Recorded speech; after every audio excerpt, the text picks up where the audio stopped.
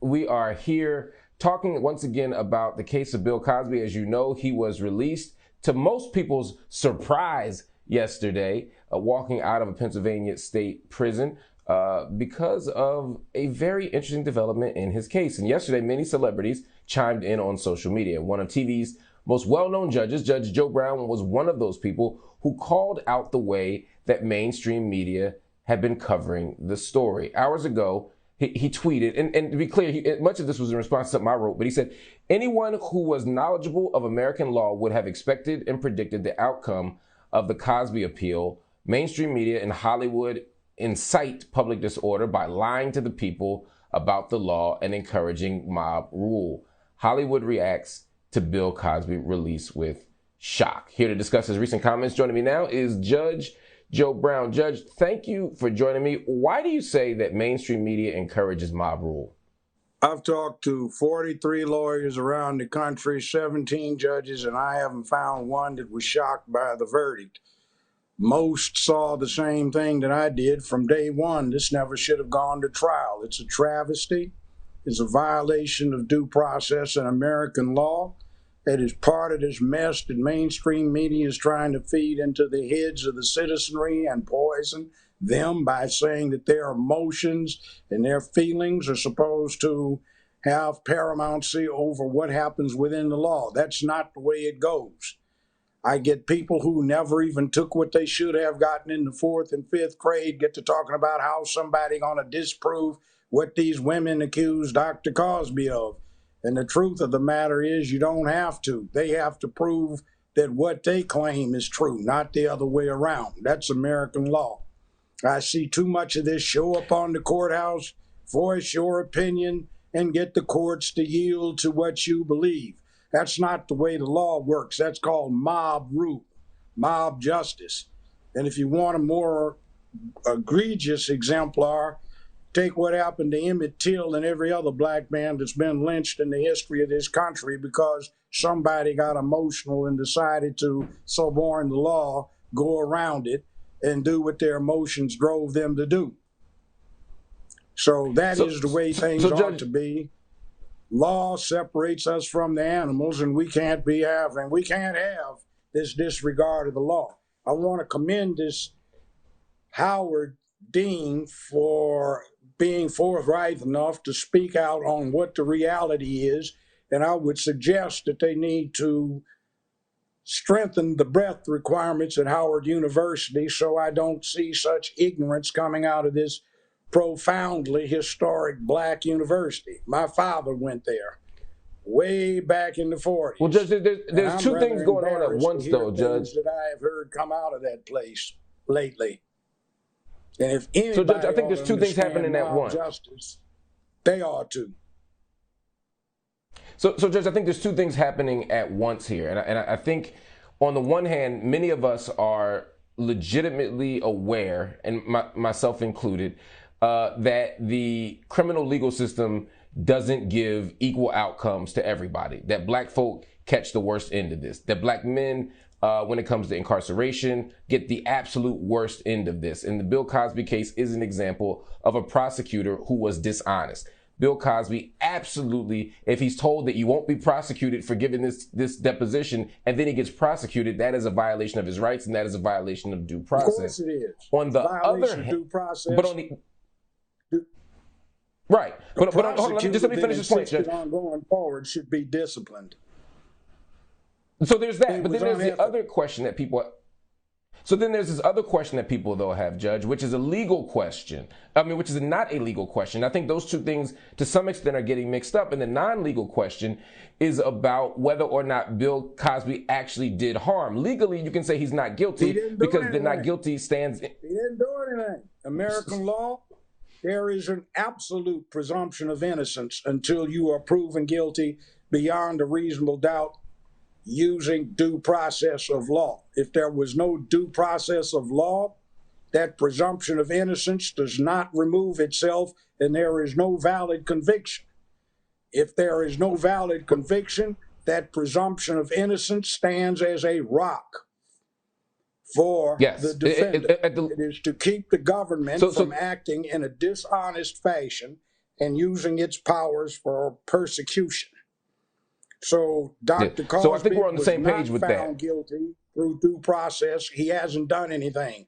So under American law, the accusations are just that. They carry no weight other than accusations, and they must be proven using due process beyond a reasonable doubt. If they have not been, then they are essentially worthless, just so much talk. That's so I think we're on the same page. So I think we're on the same page with regard to the law. I think part of the challenge, and I sent out a tweet last night that you responded to. I'm going to pull it up. It says, I said, Bill Cosby is not innocent. He has not been exonerated. His release means that Cosby, a sexual predator, was incarcerated within a criminal legal system that has as little regard for its own rules and procedures as does Cosby for his victims. And you responded, you said, he hasn't had any. Law is a baseless accusation. It has no weight. No, so under the law, I think we're on the same page again. But part of the problem is in the 4th and 5th grade, not law school. American law means when somebody makes an accusation, that's all it is. It has no weight. If there's probable cause, you have somebody answer the complaint. But if you cannot find someone guilty beyond a reasonable doubt, they have done nothing. They walk out of there with their presumption of innocence intact. How clear can that be? There is nothing to answer. I think that he had a right to remain silent. I think that part is clear. No, I think that part's clear, Judge. Let me move the conversation forward. The burden of proving his guilt. It did not. So he stands. Right. So I guess Right. So what I want to do is just move the conversation up a little bit. I think you and I agree that legally he's not guilty, that legally he doesn't have any burden of proof. The state does, and it hasn't met that. Legally, his rights were violated. We're on the same page about that. I'm saying the legal question to me is rock solid. But I think what was happening yesterday was people were conflating those two things. They were acting as if because the state didn't meet its burden and because he was released based on the fact that he didn't get due process, or his due process rights were violated, that was somehow proof of the belief that many people had that Cosby was actually not just legally not guilty, but actually didn't do anything at the moral and ethical level. And hold on 1 second. I just want to place. Okay, go ahead. Oh, no, hold on. Let me place the question to you. So I guess what I'm saying is, can we hold space for two ideas at the same time? Can someone under the eyes of the law be completely not guilty, and at the same time, can we have a public conversation? Because I know you talk about culture, you talk about our community, you talk about values. Can we also talk about the fact that someone can be doing great harm and even be a predator at the same time that legally they're all the things you just said? No. Because the law presumes them innocent until you prove them guilty. It is a specious thing. That's part of this new paradigm where everybody gets a trophy, a participation ribbon. Nobody's feelings get hurt. Freedom of speech gets restricted if somebody feels uncomfortable or undelighted by what is being said. That's not our reality. So let me ask you a question. When George Zimmerman killed Trayvon Martin and the jury found him not guilty, do you feel that the black community should not have continued to express outrage and call George Zimmerman a killer because under the law he was innocent? They should express outrage with themselves for lacking such political influence in the selection of the district attorney or in the even weight assigned to them. See, the rules are the same.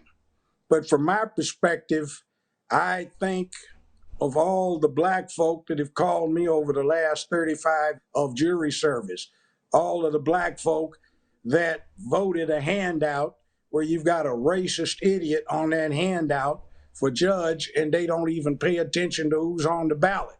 I think of all of the black folk who don't go out and vote for sheriff or effectively for mayor or for the district attorney and complain about it. See, when you have an opportunity to do something about it, do it.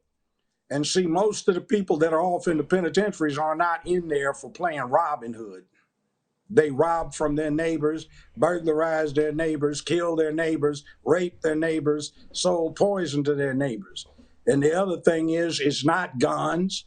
It's not any excuse. It's we have got a lack of manhood and masculinity in our neighborhoods. See, masculinity is the imposition of a set of behavioral standards on a boy. So when the boy grows into a man, he has some things he has to do that he cannot get away with, that he is compelled to look to, making where he lives a better, safer, more secure place filled with economic prosperity, sense of purpose, morality, and ethics. He is a man of public peace, dignity, and order, who is a man of peace, who can be a brave and courageous man when necessary. See, we have to start taking Judge, let me our pause you for a minute. back. We're going to take a Judge. I want to hear more about that, Judge. We're going to take a quick break. We're going to take a quick break and bring you right back. I'm going to push you on some of those things as well. Stay with me. We got more Black News Tonight coming up right after this. Welcome back to Black News Tonight. We're talking Bill Cosby and the aftermath of his case. I'm here with Judge Joe Brown. Judge, again, early in the conversation, we sort of stipulated to the legal parts of this, and we both agree that everyone deserves the right to due process, and no one should be sitting in prison or jail for something that they either didn't do or if their rights are violated, or both. But you've also raised this interesting question that I think is worth unpacking a bit, and that's about ethics and morality within the Black community and holding each other accountable and talking about manhood and masculinity. If we, again, assuming Bill Cosby doesn't take the legal stuff off the table, if we look at the depositions, the very thing that got him ultimately, the thing that ultimately got him locked up, and those depositions, and he's talking about the various women he had sex with giving them alcohol and pills, whether it's Quaaludes or Benadryl. If you look at the dozens of women who come forward and accuse him, is there room to say, look, Bill Cosby can come home because the prosecutor was wrong, but Bill Cosby also has to be accountable for what he represents and for acts of and for predator-like behavior? What about these women being accountable for their own behavior? They were groupies. Well, sex, drugs, rock and roll, sex, drugs, rap, sex, drugs, baseball, football, basketball, movies, television.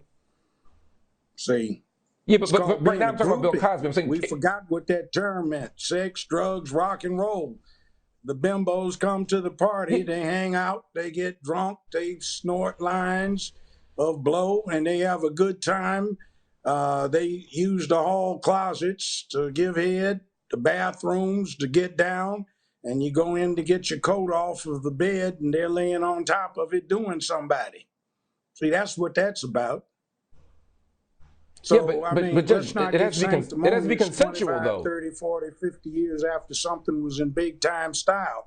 When this stuff started out, the sexual revolution was going on. And a lot of women got into it deeply. Okay, but so there's two things you raised. But first, let's talk about Bill Cosby. We can talk about the women, but let's talk about Bill Cosby. Let's talk about Bill Cosby for a second, because that's the person we're talking about. My question was, is there room to what did he do? Well, according to the deposition, he gave women pills, and in one deposition, he specifically said he didn't know whether. Force it down their throat, no, let me finish. He didn't take advantage of them. Look at that interview Whoopi Goldberg did with that model Johnson. Whoopi got all so wait a minute. You're trying to tell me that hold on, Judge. Let me ask the question. He found out you were high. He called a cab, took the elevator down with you, put you in the cab, paid your fare, tipped the man, and sent you home because you were high. So what did he do? So in one deposition, so Judge, in one deposition specifically, when he was asked the question, was he sure that the woman was sober enough to consent? He said, "I don't know." But there's a bigger question here: is if someone willingly takes pills and becomes high and drunk, can they legally consent? Sometimes you can. Used to be you could. They had a change in there back 25 years ago when they were saying, no, you can't. But before that, basically, you could. That's why they told you. But we're talking about the law. So then, Judge, again, since you're saying we should appeal to the law, if the law says that you can't be intoxication, where you did something to them they didn't consent to. See, that's when that law started changing from you got yourself drunk, you're responsible to know the bartender's responsible because he lets you get drunk. That's when that change Bill started Cosby, coming Bill about. Cosby's admitting, Bill Cosby's admitting to giving women alcohol and pills for the purpose of having sex. And if by the law Most you can't women consent I know if go you're drink drunk a glass of wine or when you high, go out to dinner or you have a party or something. So yeah, does but that that's make not the same. them That's taken irrelevant, advantage Judge. of because they do something they would have done anyway? A whole lot of them I knew Yes, back in the years would that's take sexual drugs, assault, Judge. particularly Quaaludes. They did that a lot. I had a lot of female clients I had to get out of messes because they had a fondness for Quaaludes. It's not cool, Yeah, but it's I mean, okay to take. don't you bear any responsibility for this, especially if you keep going No. back? So, Judge, let me. I want to lay this out plainly, just so, and I'll give you a chance to respond. I'll even give you the last word. If you give someone drugs and alcohol, even if they want to take the drugs and alcohol, if they get to a point where they are inebriated, where they are high or drunk, you cannot have sex with them. It is not sex; it becomes rape. And even by That's the legal only the standard that you're law saying in we should certain appeal states. to, That's only the law in certain states. It's not for every state. And it goes into the same philosophy. It goes into the same thing. I didn't know I was going to get that drunk, so it ain't my fault I got a DUI and killed somebody. How you think that's going to float? Right, but the difference is the plus drunk person has a responsibility to not. On the East Coast who want a new category. The drunk person has a responsibility not rape. to get into the It's car. Called rape by but the seduction. drunk person does not have a responsibility. In other words, you take not to give out, the responsibility. And you decide to have if we're a talking good about meal, responsibility, linen, candlelight, if we're talking about wine, responsibility, dine. You go for a walk in the park, my place or yours. Get over there, kissy, kissy, poo, seduction, clothes come off. Everybody has a good time. This crowd wants that to be called everybody isn't having a good time. One person's being assaulted. Right, but what I'm saying, Judge, and I got to run. See, that's the point. He never admitted to what he did, was accused of, which is how many people in your court were admitted to what they did All that they were did guilty? Was they asked for it. I supplied it. They wanted it. Okay, that's like just put some candles on and some incense when we do it. Let's go out and have a fine meal. Some Pinot Noir, giving some Cabernet Sauvignon, giving somebody to go with the prime rib and the lobster. And then we, after we leave the 5-star restaurant, we got a nice walk in the park. This honestly is, with all due respect, is the most disturbing interview I've ever had in my life. No, but see, you are into this thing where everybody's got to be protected. This society does not work when the society's obligation is to protect somebody from being stupid.